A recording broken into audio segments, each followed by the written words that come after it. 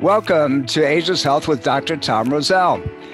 You know, we're doing this program on an ongoing basis to give you the most immediate and impactful information that we can possibly give you on what's happening relative to health and health on multiple levels.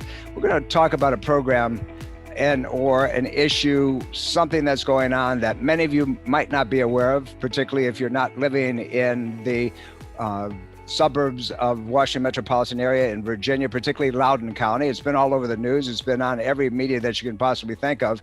And we're going to touch upon that because it impacts our legacy. And what I'm talking about is our children and their suffering. You know, the last 20 months or so have not been great for any of our children, any of our kids. And we're looking at depressions. We're looking at suicides. We're looking at kids disengaging and becoming something other than what we want them to be, and we can't figure out how to support them.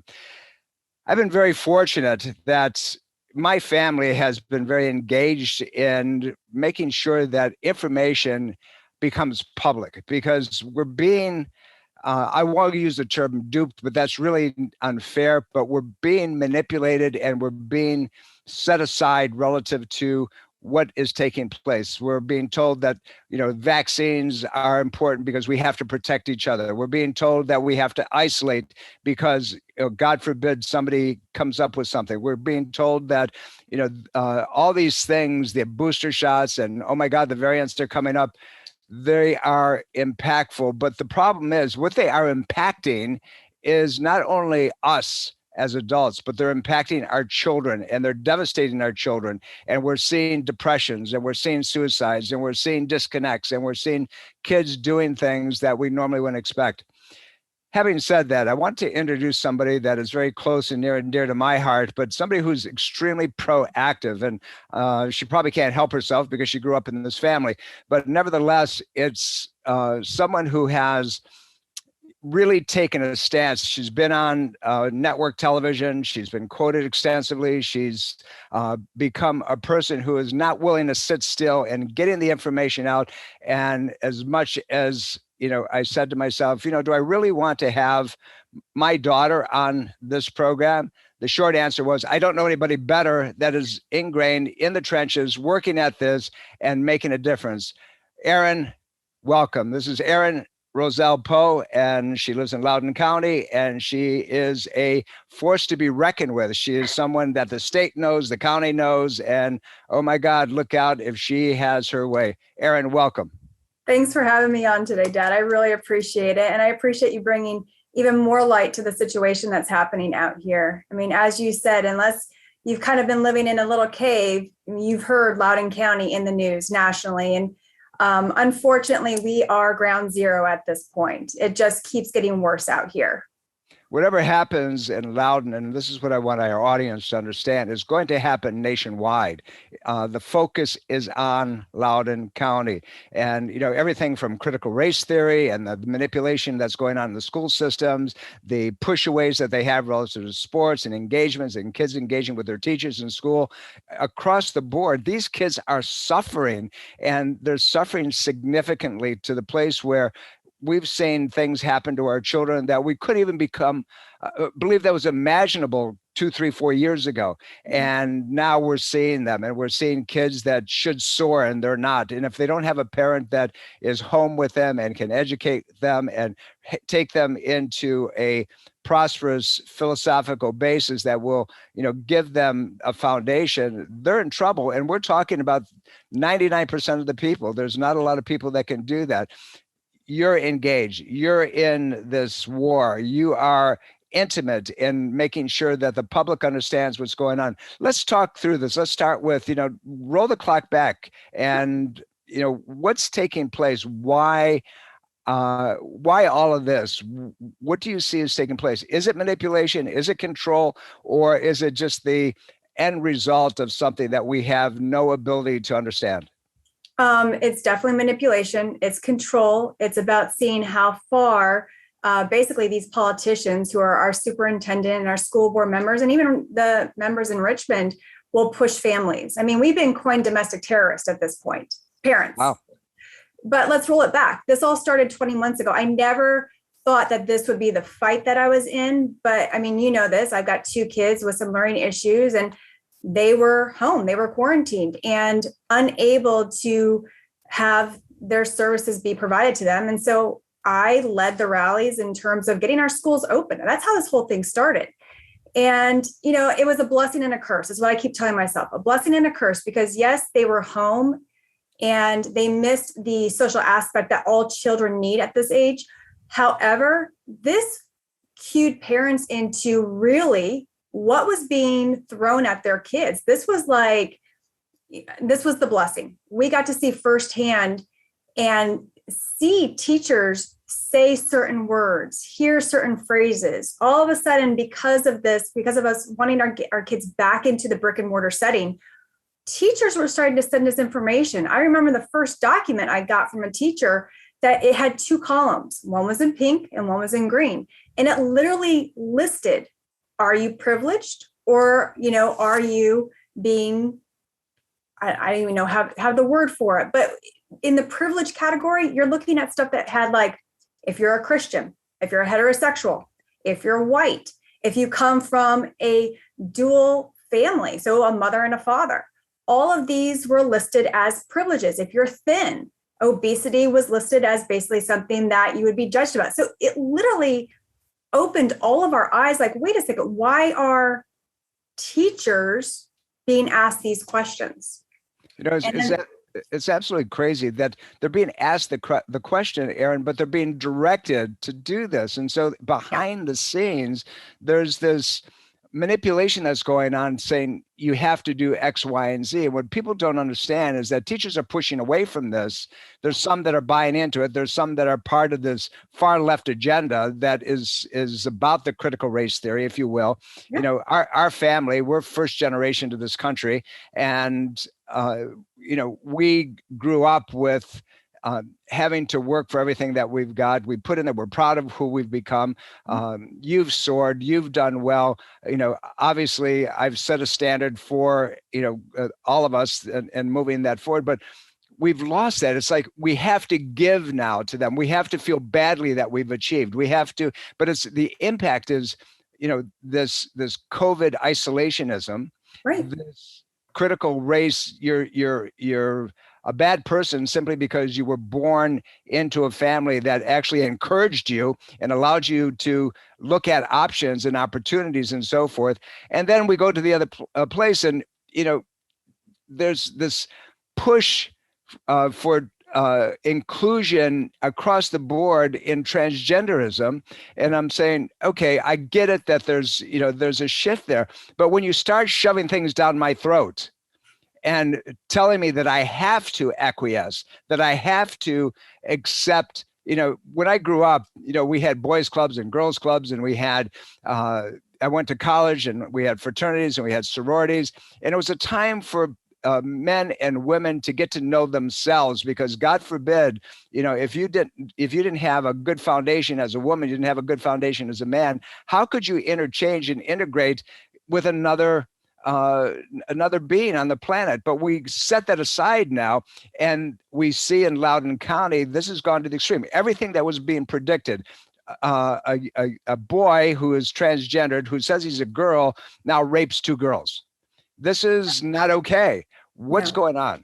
So let's back up a little bit. So everything that you just tapped on really is coming from the over $1 billion grant that was funded, if you will, from the Virginia Department of Education, American Rescue Plan Act, Elementary and Secondary School Emergency Relief Funding. Okay. We're talking over $1 billion allocated to the state of Virginia.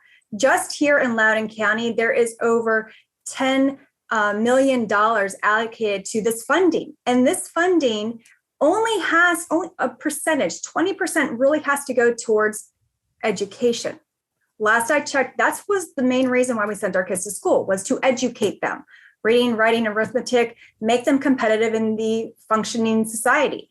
However, the rest of that money has been allocated into the county where we have teacher training for equity. I mean, back in 2020, there was teacher training with a guest speaker by a lady whose name is Benita Love. And her whole push was to show the inequities that we've grown up with, okay, to basically remove the concept of being colorblind.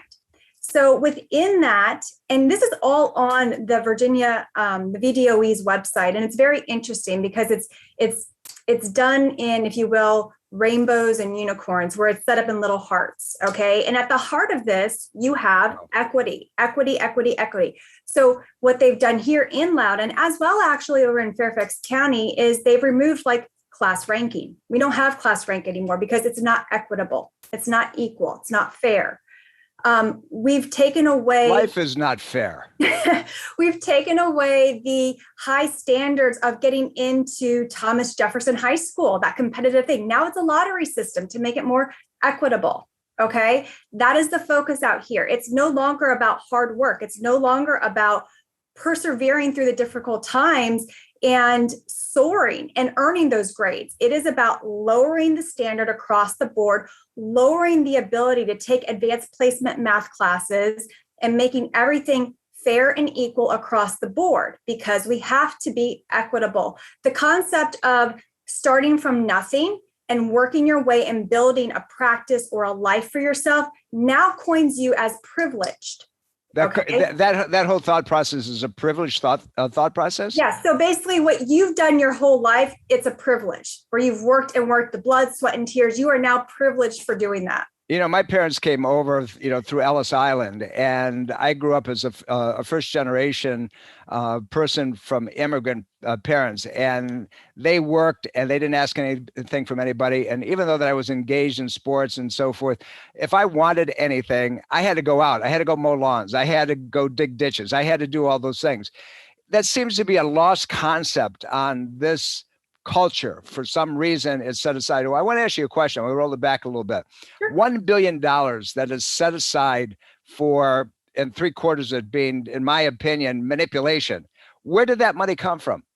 So that is grant money that has basically rolled down from, as we see it. And it was interesting. I was just given this information recently. It's coming down from the Biden administration. It's CARES Act money. CDC's involved. It basically creates the best way to describe it is like you've got this chunk of money at the top and you've got all these little columns falling down underneath it. And so underneath that, you have the ability to fund your transgender policies. That's what we had. It rolled out here in Richmond. It's basically their gender fluid law is what was passed in Richmond. How that transitioned into Loudoun County is the 80-40 policy.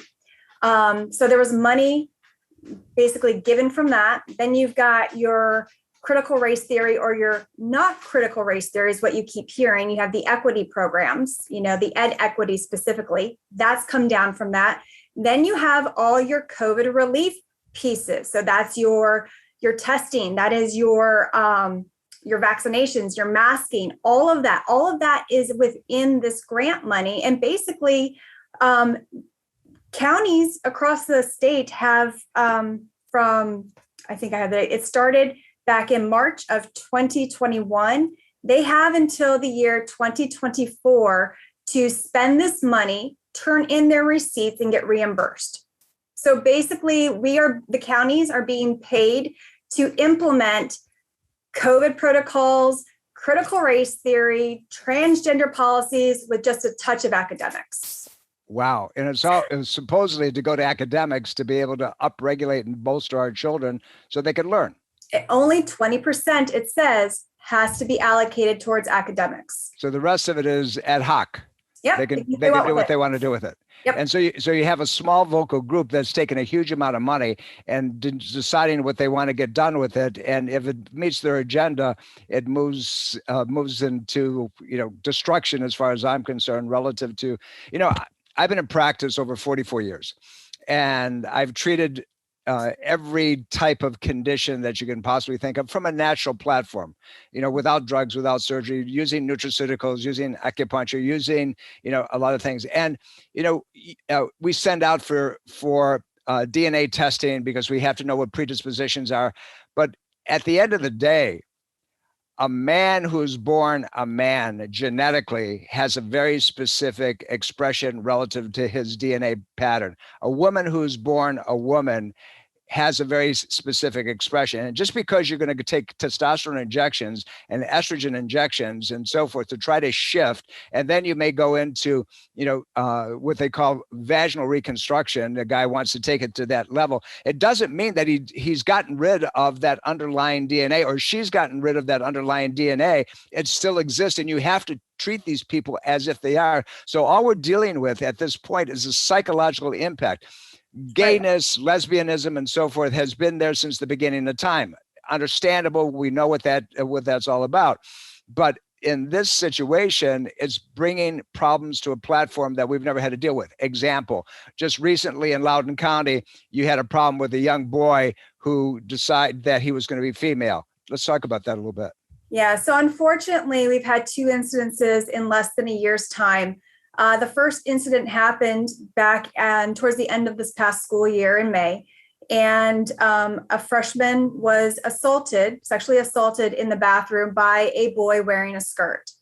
And a memo went out, and basically, let me rewind a little bit. When this was approached, and it basically came to fruition because we've also had a second assault recently happen within the past couple of weeks by the same boy. By the same boy at a different school. So basically, a transgender boy who says he's a girl goes into a girl's bathroom, locker room, assaults a girl. They take him out. They put him into another school. They don't do anything about it. And now he assaults somebody else. Well, they did do something about it. They arrested the dad for speaking up at the school board meeting because he was being baited there by another individual who basically was saying he was lying that his daughter was raped. So they did do something. Yeah. If you want to say they did. So instead of keeping this kid at home and having him, I get if he's got to have an education, so be it. But, Loudoun does have a virtual program. They could have kept him at home. No, what they did is they allowed the student to be re-enrolled at another high school less than a mile away from the first assault. And it happened again. This time it wasn't in a bathroom. He forced a girl actually into an empty classroom and raped her. Okay. Back in the day when I was growing up, this kid would be minimally in juvie at this point. Exactly. And, so let's just look at that one example. All right. You've got a system here where you've got administrators bearing the facts, not doing anything, not protecting its students, not doing the right thing. And that's pretty much as simple as it comes down to, is them doing the right thing. No, what they're doing is they're putting a student who clearly has issues into an environment where he's going to create the same situation. And now you have boys and girls alike across the county afraid to be at school. They don't think they're safe. You've got boys, your oldest grandson, beyond angry that this happened to 2 girls around his age, athletic teams saying, this is not right. You don't treat people this way. You've got students making more sense than the administrators out here. That tells you what's happening. How do these people go brain dead? What's behind all of this? Do you have any insight? I know, and we're going to talk about it as we go through. You've reacted in a very strong, formidable, proactive way. You and another person have created an organization called Army of Parents. Correct. And you're known. You've been quoted on Fox News and other networks, and you're in place. But what's behind this, Erin? What started this? What do you know about this? What's the agenda? Let's go from that platform. So, at the end of the day, the agenda here is basically, how do we reprogram these kids? School is no longer about sending kids in to learn. Sending kids to school is really about the indoctrination of our children, getting them to basically turn against their parents, get them to look at each other and have determinations based on the color of their skin at this point. And when you have leaders, we teach our kids from a very small age the difference between good touch, bad touch. We teach our children, if you are in trouble, you go to a trusted adult, you find a school resource officer, you find somebody to help. That is failing our children. Those standards, those teachings no longer exist. There's no safety net anymore. There's not, because now when these incidences do happen, they get buried instead of being addressed. And the last I checked, a sexual assault was still a crime. Across the board. I mean, we look at it, but we're putting it back. There was a time in this country when an adult raped somebody, and we're going back a lot of years. It was such a high egregious level criminal offense that there was capital punishment involved with it. And now you're looking at such a shift. Yeah. These young kids are so confused. They don't know who they are. They're being manipulated to the point. It's very interesting because, over these past 20 months, you've seen a shift in just general children behavior. I mean, I'm friends with a lot of teachers, and, I hear like the third graders, they are struggling terribly because they haven't been in the classroom since kindergarten. They don't know how to act. They don't know how to engage with each other. They don't know how to basically function at a third grade level. Okay, so let's fast forward to your high school kids who now have hormones and all the normal emotions that you're supposed to have in high school. Now that's compiled with, wait a second, you're telling me if I go into the bathroom, there's going to be somebody there that possibly could be of the opposite gender. I'm not going to go to the bathroom anymore. I mean, you've got that situation.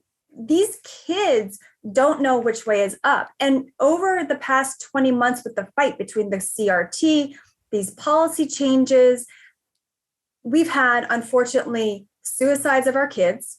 We've had a school board that doesn't even acknowledge that it's happening. We've got a school board that decides it's going to target members of the community because we're getting vocal, because we're saying this is not right.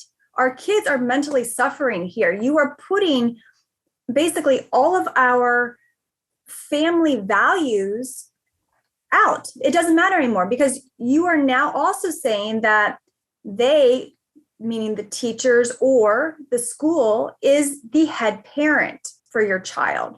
All your job is to do is to basically socialize your kid. Did that happen in pre-World War II Germany as the Nazis came in, and Russia as the communist regime came in, that they took kids away, they put them into schools, so the parents could be free to work for the conglomerate and so forth. And that's what we're seeing now. It's the same thing. We're manipulating young minds to think in a certain place, and this is going to be generational unto the point where there's such a trigger for insurrection to bring it back to normalcy. This is ludicrousy. This is crazy. The good thing is, because of what has transpired here in Loudoun County with all the different groups kind of tackling the county and waking each other up, you're now seeing this trickle out into other states across the country, which is a great thing. But again, that brings us back to the fact that now parents, which every time I say this, it makes me, we are a domestic terrorist apparently, because we want to have a voice in our kids' education. So apparently fighting for education, fighting for special education, we're a threat to do so now. This is, when you and your brother were in school, we weren't hands off. We knew what you were being taught. We asked you questions at the dinner table. What did you learn today that you didn't know yesterday? And it could have been anything, an observation, whatever. It started. There's a memory that I have, and I'm sure you remember it, when I think you were a senior in high school and you were taking U.S. government. Mm-hmm. And you came home one night and I said, what did you learn today? And you said that your government teacher played Braveheart. And I said, Braveheart, what was that all about? And you couldn't answer. So I started asking you questions on government structure in the United States and so forth. And you really didn't have a handle on it. And I said, what is this man teaching you? So after I was convinced that there was a problem here, and what you didn't know is I went behind the scenes and talked to a few teachers afterwards, but I took you and I went on a field trip, and we went downtown, to the Capitol, and I pulled some big favors, and we went through the House of Representatives, we went through the Senate, we went through the Supreme Court, and then ultimately we ended up going through the West Wing at the White House. And I, obviously a lot of parents can't do that, but I was outraged that, that you were not learning the structure of the government. Today, you're formidable. I'll sit down with you and you can take me through what happens with a bill, it goes out of committee and so forth. But kids aren't being taught that. They're not understanding the history, the pivotal points of this country. They're not being taught how to think through systems. Erin, you've made a huge impact across the board on this, and you and a friend of yours have started an organization that is becoming quite significant. It's called Army of Parents. Tell us about that a little bit. So Alicia, my co-founder, and we've known each other since this fight began 20 months ago. And at one point I had a social media group called LCPS Can Do Better. And that was the push to move schools and get them open. Well, as all of this has unrolled and we've had sister groups kind of pop up and tackle the school with all these other policies and changes that are happening, it occurred to me that we needed to create a platform or a resource where it connected group heads from across the Commonwealth. It gave parents a place to go.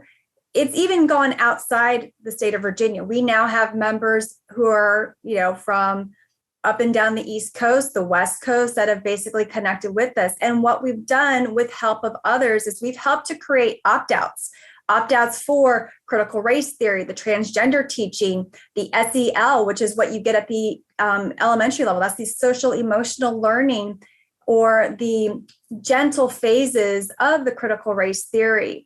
We've helped to create resources for parents and families alike who don't want this in their kids' education. And the problem is, even though these opt-outs have been helped and created by attorneys, they're being denied. And so they're being sent back to us. So we're still fighting that. But at the end of the day, our mission is to continue to fight the ever-changing battle that's happening within our school systems, and about taking back and giving parents parental rights again. You have become a very vocal and powerful force as a group and as an individual. You've been very successful right now in eliminating one of the more irritating board members in Loudoun County, to the point where basically you were going to impeach this board member, but didn't have to go to trial with it. And she actually stepped down recently. Right. What happened? What was that all about? And, why was she the target of your interest?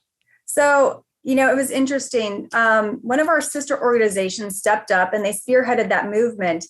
And, that movement started because she decided to go after parents. She was part of a group on social media where basically they decided that they were going to create a witch hunt, if you will, on parents, on conservative businesses who did not believe in the critical race theory. I mean, literally, they were making plans on ways to attack our businesses, expose our kids, harass parents and families. They exposed addresses of where our families lived. Unbelievable. I don't know how I didn't get on that list. I was actually really surprised because people kept asking me, Erin, are you on the list? Didn't make it on the list. Don't want to be on the list. But unfortunately, my co-founder, she was on the list, along with a lot of my other friends. And so that's really how all this started. People said, enough. Now you're coming after our livelihoods. You're basically making a witch hunt out of us, and you're trying to boycott our businesses and ruin our lives. Well, she was hands-on involved with that movement. So they took up the torch and they went after her and they started collecting the signatures. And because we're in the state of Virginia and things are complicated here, you have to have 10% of the voting signatures within the district of your school board member. And then from there, you've got to get the attorney, you got to take it to a judge. I mean, it's a whole process here in Virginia. It's not like you just collect the signatures and you do a recall. And I think what happened is, as the heat of the county and this cover up of the two sexual assaults have happened, and we got the her attorney, basically, we got her removed from the court case. There was really nothing left for her to stand on. So honestly, the smart move for her was to resign, because everything was going to come to a head. Now, when WTOP did the FOIA request to get the letter showing that the school board and the superintendents knew about the cover-ups, She put out an interesting post that basically was like, I told you this was happening. No one listened. Some of us feel, and again, it's just a thought, but we almost feel like it was, if I'm going down, you all are going to go down with me type of thing. But I will say that, the organization that spearheaded that, the Fight for Schools movement, they're not done. They are still going after these other school board members, which they need to. It almost seems like just this crazy world that we don't wake up from. I can't believe that I literally live and my kids go to a school where the school board members are the ones who are, essentially taking a hit list out on concerned parents. It's unbelievable to me to even see this unfolding before my eyes. And these are grown adults. These are grown adults. Erin, state of Virginia has a critical election coming up in 2 weeks. They do. And it's one that could shift the face of Virginia for years to come.